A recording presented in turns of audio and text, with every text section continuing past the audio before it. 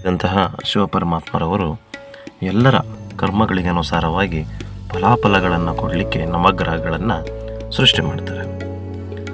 ನವಗ್ರಹಗಳನ್ನು ಸೃಷ್ಟಿ ಮಾಡಿ ಅವರವರ ಕರ್ತವ್ಯಗಳನ್ನು ಮಾಡ್ಕೊಂಡು ಹೋಗ್ರಿ ಅಂತ ಹೇಳ್ಬಿಟ್ಟು ಸ್ಟ್ರಿಕ್ಟಾಗಿ ಆದೇಶವನ್ನು ಮಾಡ್ತಾರೆ. ಹೀಗಿರುವಾಗ ಒಂದು ದಿನ ಶಿವಪರಮಾತ್ಮರು ತಪಸ್ಸಿಗೆ ಕೂತಾಗ ಬೆಳಬೆಳಗ್ಗಿನ ಶನಿ ಮಹಾರಾಜರು ಬಂದು ಅವ್ರ ಮುಂದೆ ನಿಂತು ಬಿಡ್ತಾರೆ. ಶಿವಪ್ಪರಿಗೆ ಆಶ್ಚರ್ಯ, ಕೇಳ್ತಾರೆ, ಏನಪ್ಪ ಶನಿ ಮಹಾರಾಜ ಹಿಂಗೆ ಬಂದ್ಬಿಟ್ಟಿದೆಯಾ?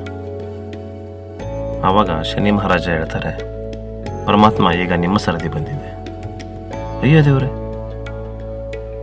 ನಾನೇ ನಿನ್ನನ್ನು ಸೃಷ್ಟಿ ಮಾಡಿ ನಿನಗೆ ಆದೇಶ ಮಾಡಿದ್ದು, ನನ್ನನ್ನೇ ಕಾಡ್ತೀಯನಪ್ಪ ನೀನು. ಹೌದು ಪ್ರಭು, ನೀವು ಹೇಳಿದ್ರಿ ನನಗೆ ಆದೇಶ ಮಾಡುವಾಗ ಎಲ್ಲರನ್ನೂ ಕಾಡು ಅಂತ ಹೇಳಿದ್ರಿ, ನನ್ನ ಕಾಡಬೇಡ ಅಂತ ನೀವು ಹೇಳಿಲ್ವಲ್ಲ. ಸರಿ, ಎಷ್ಟು ವರ್ಷಗಳ ಕಾಲ ಕಾಡ್ತೀಯಪ್ಪ?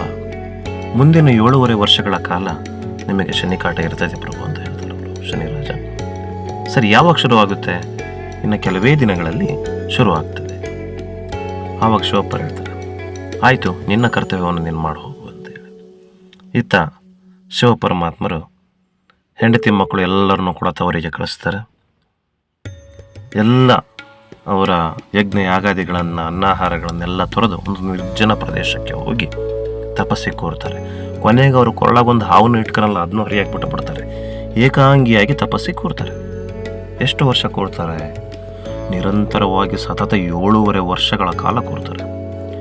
7.5 ವರ್ಷ ಆದಮೇಲೆ ಶನಿ ಮಹಾರಾಜ ಯಥಾ ರೀತಿ ಬರ್ತಾರೆ. ಪರಮಾತ್ಮ, ನಿಮಗಿದ್ದಂತಹ ಶನಿ ಕಾಟ ಮುಗಿಯಿತು. ಅವಾಗ ಶಿವಪ್ಪನ ನಗ್ತಾ ಹೇಳ್ತಾರೆ, ಅಲ್ಲಮ್ಮರೇ, ಏನೋ ಕಾಟಾಟ ಮಾಡ್ತೀನಿ ಅಂತಂದೆ, ಏನು ಕಾಟ ಕೊಟ್ಟೇನಿ, ನನಗೇನು ಮಾಡಿದೆ ನೀನು ಅಂತ ಕೇಳಿದಾಗ ಶನಿ ಮಹಾರಾಜ ನಗ್ನಗ್ತಾ ಆನ್ಸರ್ ಮಾಡ್ತಾರೆ, ಅಲ್ಲ ಪರಮಾತ್ಮ, ನಿಮ್ಮಿಂದ 7.5 ವರ್ಷಗಳ ಕಾಲ ನಿಮ್ಮ ಹೆಂಡತಿ ಮಕ್ಕಳನ್ನು ದೂರ ಮಾಡಿದೆ, ಪೂಜೆ ಪುನಸ್ಕಾರಗಳು ಯಜ್ಞ ಯಾಗಾದಿ ಇಲ್ದಂಗೆ ಮಾಡಿದೆ, ಕೊನೆ ನಿಮ್ಮ ಕೊಳ್ಳಗೊಂದು ಹಾವು ಇಲ್ದಂಗೆ ಏಕಾಂಗಿಯಾಗಿ ಒಂದು ಕಡೆ ಕೂರಿಸಿದ್ನೆಲ್ಲ, ಇದಕ್ಕಿನ ಕಾಟ ಬೇಕೇನು? ಆವಾಗ ಶಿವಪ್ಪರು ಹೌದಪ್ಪ ಅಂತ ಹೇಳಿಕೊಂಡು ಸಮಾಧಾನಪಡಿಸಿ ಶನಿರಾಜನನ್ನು ಕಳಿಸ್ತಾರೆ. ಸ್ನೇಹಿತರೆ, ಜೀವನದಲ್ಲಿ ಸುಖ ದುಃಖ, ಏರು ಇಳಿತ, ಸೋಲು ಗೆಲುವು ಎಲ್ಲ ಇದ್ದಿದ್ದೇನೆ. ನಾವು ಒಳ್ಳೆಯದು ಬಂದಾಗ ಖುಷಿ ಪಡೋದು, ಕೆಟ್ಟದ್ದಾದಾಗ ದುಃಖ ಪಡೋದನ್ನು ಮೊದಲು ಬಿಡಬೇಕು. ಎಲ್ಲದನ್ನು ಕೂಡ ಸಮಾನವಾಗಿ ಸ್ವೀಕರಿಸಿ ಶಾಂತ ರೀತಿಯಿಂದ ಇದ್ವಿ ಅಂತಂದರೆ ಖಂಡಿತವಾಗಿ ಯಶಸ್ಸು ನಮ್ಮದೇ ಆಗಿರ್ತದೆ. ಧನ್ಯವಾದಗಳು.